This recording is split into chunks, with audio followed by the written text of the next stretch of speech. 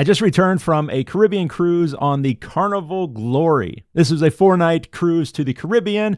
I went on this cruise with my sister, Tawny. I am visually impaired. My sister is visually impaired. So this is my review of the Carnival Cruise Line. How accessible is it for two blind passengers traveling independently? Hey guys, my name is Sam. This is The Blind Life, where I help you learn how to live your best blind life. This channel is all about, well, what I just said, helping you live your best blind life. And I'm doing that by not only sharing my blind life and my blind experiences, but also testing the world around us to find the most accessible path forward. And in this situation, we are reviewing the accessibility and the accommodations of Carnival Cruise Line. Are they the most accessible cruise line out there? I don't know. All I know is this was my experience. So to set the stage, I've always wanted to go on a cruise, never been on a cruise. My sister Tawny, once again, also visually impaired, has been on cruises before with her family members, her sighted supporters. And when we decided that we would go on a cruise together, we knew we wanted to go independent, just the two of us, so that it would be a true blind life experience. So we booked our trip, and as we got closer to our travel dates, my sister Tawny reached out to the Carnival accommodations hotline. Just like other companies out there, they have an accommodations department that you can contact. And she laid it out. She said, my brother and I were both visually impaired, and we are traveling on this date.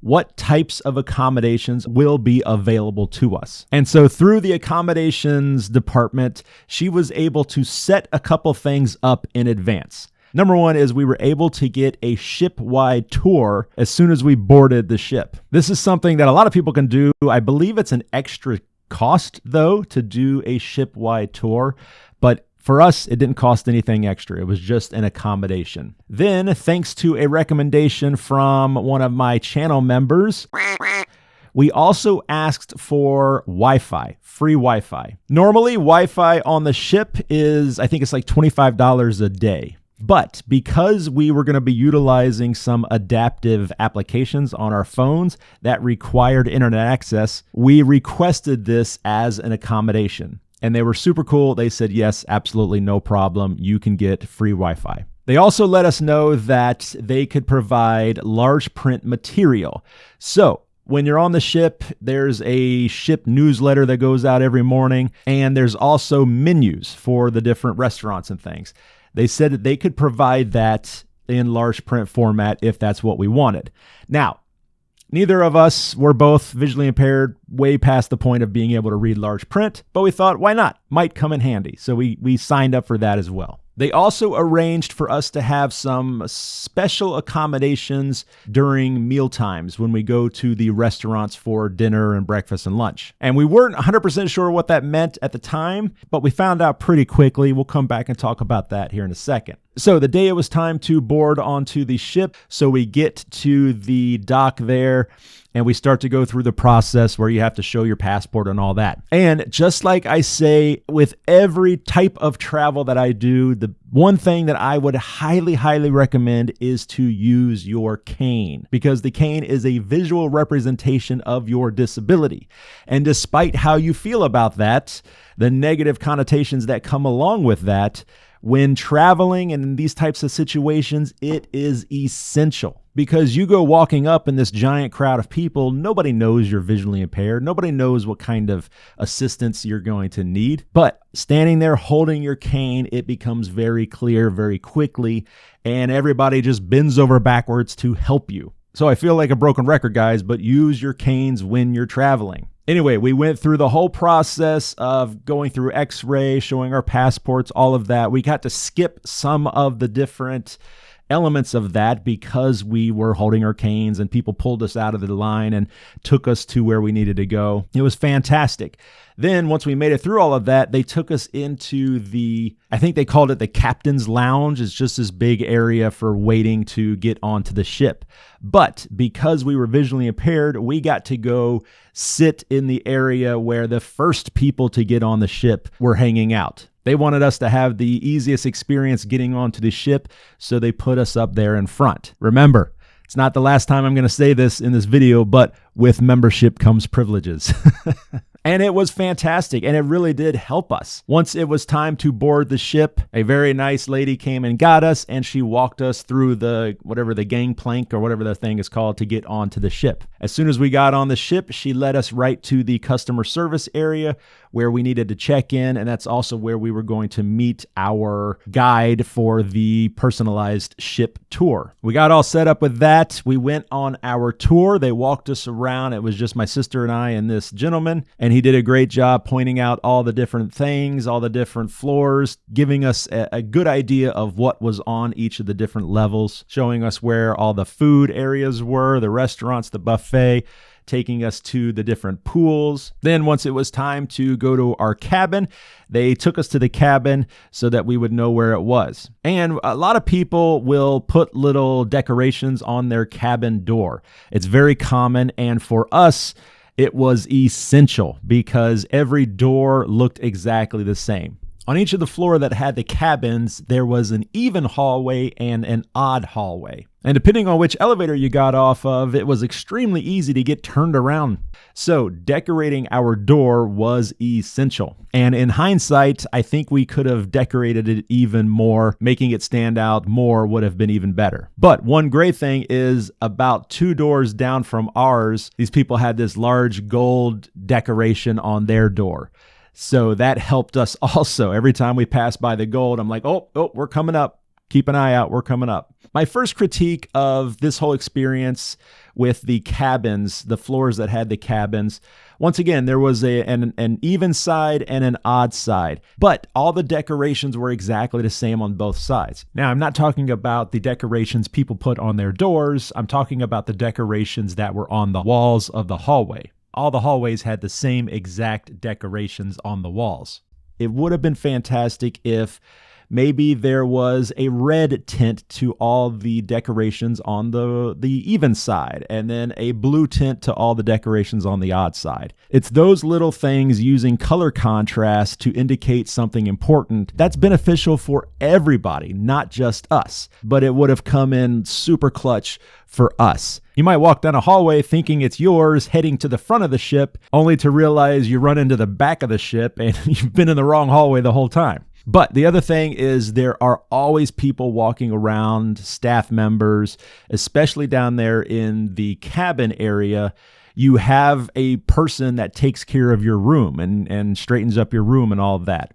And they are always around, floating around. So there's generally always someone down there that can help if you did need it. The cabin itself was great. Everything was super accessible. I didn't have any problems other than the TV, but we didn't really watch the TV much at all, so that wasn't that big of a deal. Navigating the ship did take a while to get used to, but it did for everybody. I saw lots and lots of people kind of wandering around, confused, like, where are we? Are we on the right deck? So it wasn't just us. One nice thing is a few of the elevators, maybe all of the elevators, I don't recall, but a few at least had audio announcements for what deck you are when the doors open. That was fantastic. But we also utilized the stairs a lot. I mean, our ship only had, I think, 10 floors. So going up and down stairs really became the easiest way to navigate. We had a little bit of an issue with the Wi-Fi. We got the information to connect to the Wi-Fi for free. We had to put in some kind of promo code to do this, and it just wasn't accessible. So we just took that information to the customer service area, and they helped us out. They got us all hooked up, no problem. And I don't know if we were supposed to do this, but the very first time we went to the customer service desk, they put us in like the express lane. I think it's like the diamond travelers lane or platinum passengers lane. I don't know. It was the one that we didn't have to wait in the super long line. So I don't know if I was supposed to do this, but every time we went back to the desk, I just got right back in that line. Nobody ever said anything. And this is another thing to point out about using your cane, especially on a ship like this. You're kind of confined. I mean, you're in a ship in the middle of the Atlantic Ocean with 3,000 something people. So in a lot of situations, it's very crowded all the time. And in a lot of situations, it's kind of dark. A lot of those decks are very dark. So having the cane came in crucial for not just running into people left and right. If you've taken any kind of orientation and mobility, you know they talk about when you're walking forward, you just stay on your forward path, and hopefully people coming at you will get out of the way. You're not supposed to deviate from your path. You're supposed to stay on a straight path, and people will get out of the way. And 99% of the time they do if they're paying attention. Like I said, this became crucial on this ship where there were people everywhere. I had to constantly rely on others to get out of my way. And like I said, for the most part, didn't have any problems. Something else I wanted to point out regarding the floors that had the cabins and these extremely long hallways is that there's usually obstacles in that hallway, especially during the middle of the day. They're going to be cleaning the rooms, they're taking things in and out. So you definitely need to be careful walking down those hallways, especially since one of the obstacles are rolls of carpeting. I don't know why they switch out the carpeting so often, but every single day there were giant rolls of carpet laying in the hallways, and oftentimes they would be pulling the beds out of the rooms to lay down this new carpeting. So you've got rolls of carpets, bed frames, housekeeping carts full of stuff, staff and other passengers walking around. So yet another example of why using your cane is so important. In preparation for this trip, I had to get a ton of supplies, and that's why I decided to use the sponsor of today's video, InnoSearch.ai. If you're not familiar with InnoSearch.ai or you didn't see my previous review, it's an accessible e-commerce platform that was designed for the blind and visually impaired. They've recently come out with a ton of updates, and I'm excited to tell you guys about them. They now support 1 billion products from over 500,000 stores, which surpasses Amazon, Target, and Walmart combined. But here's the best part. They are now available in Canada, the UK, and Australia, which means even more of you guys can enjoy accessible online shopping from thousands of stores, and they even offer free shipping and free returns. And don't forget InnoSearch's referral program, where by referring friends and families, everyone can earn amazing discounts, and the credits you earn never expire. This is simply a way for InnoSearch to say thank you for spreading the word. So what are you waiting for? Dive into the world of InnoSearch.ai and start experiencing accessible e-commerce today. Check out the link down below, and a huge thank you to InnoSearch.ai for sponsoring this video. So then let's talk about food and drinks and all of that. We did not get the drinking package, which was a mistake. Doesn't have anything to do with the vision impairment, but if you go on one of these and if you're going to have a couple of cocktails, get the drinking package. One night, Tony and I got 2 drinks, and it was $28 for 2 drinks. It's insane. So just a little advice from me to you. But anyway, on the ship, you have 2 basic we'll say 3 basic types of food. First one is the buffet, and the buffet is open most of the time. Then you have these little individual places, like there was a Guy's Burgers, there was a taco burrito place, there was a sushi place, and then you have the full restaurants, sit-down restaurants. On the Glory, there were 2, I believe. That's 2 restaurants that we went to anyway. And I'll share my experiences at all 3 of these places. But I will say right at the beginning, everybody was amazing helping us out. Anything we needed, they were right there to help. It was fantastic. So those sit-down restaurants, this is what I was talking about before, a special accommodation that I didn't even realize we were getting. But when we got there for the first meal, I asked if there was some place that was nice and bright. Like I said, a lot of the ship is just kind of dark. So I asked if they had a table like near a window, somewhere bright. So they said, oh, we actually have a table ready to go for you. They took us all the way in. We didn't have to wait. A lot of people have to wait. They took us in. They took us to our table. And we actually had a table at both restaurants, a special table at both restaurants. And that table was always open and available for us. Did not matter what time we went. We just had to walk up, tell them we were there, and they ushered us in over to our special table, which was right next to a window. It was amazing. It was fantastic. Like I said, with membership comes privileges. And this was just one of those accommodations that they set up for us. The management of the restaurants, the management staff of the restaurants, and the wait staff for our specific table were incredible. They always came to check on us. The managers, anyways, always came to make sure everything was all right. They gave us our large print menus. Our server also stood there and read off every single option. Always available, we have the shrimp cocktail and the Caesar salad. We have tomorrow the spinach salad with walnut, blue cheese, orange segment, and raspberries. Then the best part, and I was blown away by this, when they brought the food out to us, they told us where the food was in relation to the clock dial. Towards your left, vanilla ice cream, and parlay here towards your right. Thank you. This is high level accommodations that a lot of people, a lot of places just aren't aware of. But the gentleman set the plate down and said, you know, your eggs are at 12 o'clock, your hash browns are at 6 o'clock, your coffee is 3 o'clock to your plate. I mean, fantastic. I was so impressed by this. And it's just a small thing, but like I said, a lot of places don't even know about this. So I was truly impressed that they did this for us. And as I said, the restaurant experience overall was fantastic. Going to the buffet, there's always people, staff members standing around waiting to see if anybody needs help. I asked them if they could just kind of walk us through the buffet items, and they sat there and walked through every single thing all the way down the line, even helping dish out things for us. Then they showed us to a table, found a table for us, a nice bright table. And once again, kept coming back and seeing if we needed anything, if we needed drinks, water, lemonade, if I wanted to go check out the dessert area and get some dessert. It was great. Like I said, just fantastic. And then all of those individual places like the burger place, the taco place, we would walk up and just ask what they had. They generally had menus displayed somewhere. And I was using some of the technology I was kind of testing out there. I was using that to read the menus. But most of the time, I just walked up and said, yeah, what kind of burgers do you have? And they were super cool and answering and getting us exactly what we needed. Once again, probably because we were standing there holding canes. I'm telling you, the power of the cane. Guys, burger.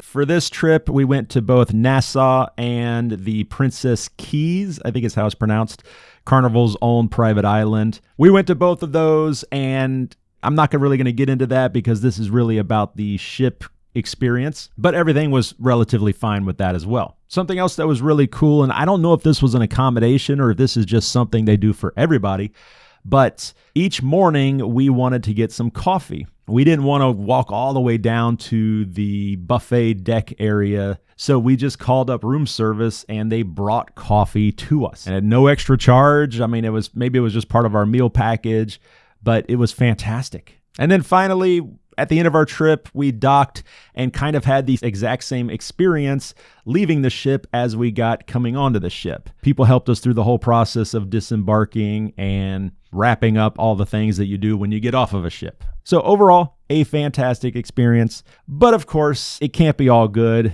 There were a couple issues that we ran into, and I definitely want to mention them as well. The first thing is the casino. So casinos in general are not accessible to the blind. Doesn't matter where you go. None of them are. I've been to Vegas. I just got back from Biloxi, Mississippi, and those casinos. No casinos are accessible. When we were getting checked into the ship, I asked if there was someone I could talk to about the casino experience and the accessibility options. Spoke to this lady and asked if any of the casino games, the slot machines and that, are accessible for the blind. And she said, no, they were not. I said, well, I have a device that I can use to see it better. Would I be allowed to use that? And she said, yes, for the slot machines you would, but not for the tables. And I said, well, why not? Why couldn't I use that for the tables? And she said that they don't allow anything like that because of cheating. And I said, I don't agree with that. I said, so I just can't play your games then. And she basically said, yeah, I guess you can't. That's too bad. I mean, really didn't really have very much empathy for my situation. Just basically said, yeah, too bad. Can't do it. So that was kind of a bummer. Later on, we did come back and we sat down at a slot machine to see if we could even see it. And we couldn't figure out how to start playing it. So I went back to that desk and I said, yeah, I want to play this slot machine over here. I'm going to need somebody to show me how to work it. Clearly, she wasn't happy that she was being bothered about this, but she got some nice guy and he walked through how to do it. And I said, okay, well, now I want to go play that one. And then maybe I want to play that one. Are you just supposed to follow us around all evening and show us how to play these things? I said, you see where the problem is here? That's not a good use of your time. That's not fun for me. Why can't we just make these accessible? Slot machines are essentially video games nowadays anyways. So anyway, I tried not to be hard on this poor guy. He was just doing his job. But if we played like 1 or 2 games and that was it, that was our entire casino experience just because it was not accessible. The other issue we ran into was playing bingo. They have all kinds of events throughout the trip. They'll do like a Deal or No Deal show. They have a comedy show. The comedy show was fantastic. But one of the other things, the big things they do is they do bingo. So my sister Tawny goes up to purchase some bingo cards, or at least see what kind of accessible bingo card options they have. And they said they had Braille, but nobody knew where the Braille cards were. Didn't really matter because neither Tawny or I read Braille. But they had no large print cards available, and kind of the same thing. They just really wanted to shoo her away to get to the next person that they could help in line. They really had no desire to find a solution for this problem. And I find it strange that they didn't at least have large print bingo cards, because judging by the people I saw on that ship, more than half of them were senior citizen age and probably didn't have the best eyesight at that point. So it seems like a couple of large print cards would come in very handy. So kind of the same thing. They didn't have any, and they, at least in this particular situation, didn't really have a desire to find a solution. Now, those were 2 very minor things in an overall excellent experience. I mean, I really got to hand it to Carnival. I think they did a fantastic job making this a fun experience for 2 blind kids on a ship. So if I were to give them a grade, I would easily give them an 8.5, possibly a 9 out of 10. But the key thing is to remember that if you were to just show up, you're probably not going to get the same experience. So what I always recommend is to advocate for yourself. And in this situation, contact the accommodations department prior to your trip. Find out what kind of accommodations are available. Advocate for specific accommodations like we did for the Wi-Fi. And then use your cane. Use your cane, and don't be afraid to ask for help during the trip when you need it. Literally, well, not literally, almost every time that we did that, 99% of the time that we did that, the staff on the Carnival Glory were more than happy to help us. So that's it, guys. That's our experience traveling independently as VIPs on the Carnival Glory. And this is a shout out to all the other cruise lines out there. We're throwing down the gauntlet. Do you think you have the most accessible cruise for the blind and visually impaired? I'm talking to you, Norwegian, Royal Caribbean, Disney. Do you think you guys can beat the experience I just had with Carnival? I'd love to find out. Let me know. Reach out. This is what I do. I review accessible products, and the community wants to know if your product is accessible. Thank you guys for watching. If you have any questions, let me know in the comments down below. If you like this video, be sure to hit the like button and make sure you're subscribed to The Blind Life, and definitely hit the notification bell because I put out content like this every single Saturday. As always, this is Sam with The Blind Life. I will see you next time.